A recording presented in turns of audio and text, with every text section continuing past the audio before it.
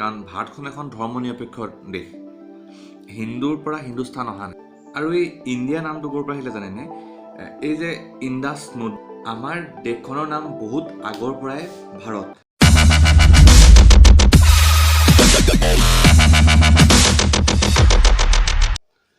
Hello' viewers, welcome back to my second channel Manjit Bora vlogs. So' পোনপ্ৰথমে গণতন্ত্ৰ দিৱসৰ বহুত সকলোকে শুভেচ্ছা জনালোঁ। আজিৰ এই ভিডিঅ'টোত মই আপোনালোকক ক'বলৈ চেষ্টা কৰিম আমাৰ দেশখনক কিয় ইমান নামেৰে জনা যায়। ইণ্ডিয়া, ভাৰত, হিন্দুস্তান কিয় ইমান তিনিটা চাৰিটা নামেৰে জনা যায়। জাপানৰ নামটো চব ভাষাত জাপানী, আমেৰিকাৰ নাম চব ভাষাত আমেৰিকাই, কিন্তু আমাৰ দেশখনক কিয় ইমান নামেৰে জনা যায়, তিনিটা চাৰিটা নামেৰে জনা যায়, তাকে আজি অকণমান ক'বলৈ চেষ্টা কৰিম। তো ব'লক আমি ভিডিঅ'টো আৰম্ভ কৰোঁ। আমাৰ দেশখনৰ নাম বহুত আগৰ পৰাই ভাৰত, ভৰত ৰজাৰ পৰা ভাৰত আহিছে, সেইটো সকলোৱে জানে। আৰু মহাভাৰত, বিষ্ণু পুৰাণ এইবিলাক সকলোতে সংস্কৃতত লেখা আছে যে ভৰত ৰজাৰ পৰাই ভাৰত আহিছিলে। কিন্তু হিন্দুস্তান নামটো ক'ৰ পৰা আহিলে? শুনক চাওক, বহুত মানুহে ভাবে যে হিন্দুৰ পৰা হিন্দুস্তান আহিছিলে, কিন্তু এইটো নহয়। কাৰণ ভাৰতখন এখন ধৰ্মনিৰপেক্ষ দেশ। হিন্দুৰ পৰা হিন্দুস্তান অহা নাই। হিন্দুস্তান কেনেকৈ আহিলে? আমাৰ ভাৰতবৰ্ষৰ কাষত এখন সিন্ধু নদী আছে।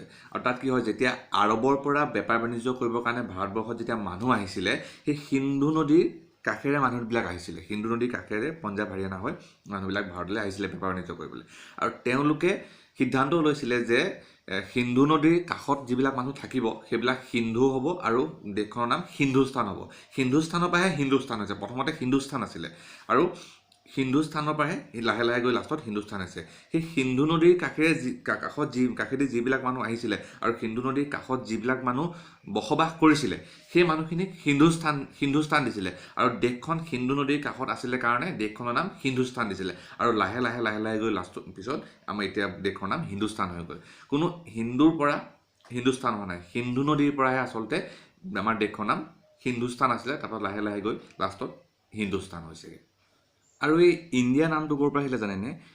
এই যে ইণ্ডাছ নদী, গ্ৰীকত ইণ্ডাছক ইণ্ডিয়া বুলি কোৱা হয়।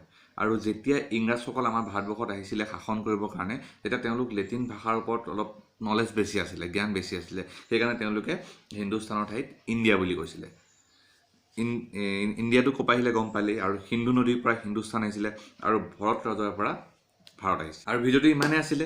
এনেকুৱা ধৰণৰ অলপ আনকমন টপিকৰ ওপৰত যদি ভিডিঅ' আপোনালোকে বিচাৰে মোক কমেণ্ট কৰি জনাব পাৰে, বা ইনষ্টাগ্ৰামতো মোক মেছেজ কৰি জনাব পাৰে। ইনষ্টাগ্ৰামৰ ডেছক্ৰিপশ্যনত থাকিব লিংক, ইনষ্টাগ্ৰামৰ লিংক।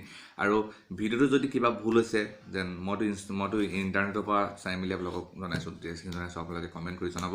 আৰু ভিডিঅ'টো ইমানেই আছিলে। ভিডিঅ'টো চাই যদি ভাল পায় লাইক কৰিব, কমেণ্ট কৰিব, শ্বেয়াৰ কৰিব। আৰু চেনেলটো যদি নতুনকৈ আহিছে চেনেলটো ছাবস্ক্ৰাইব কৰি দিব। আৰু গণতন্ত্ৰ দিৱস বুলি ভিডিঅ'টো অকণমান শ্বেয়াৰ কৰি দিব আৰু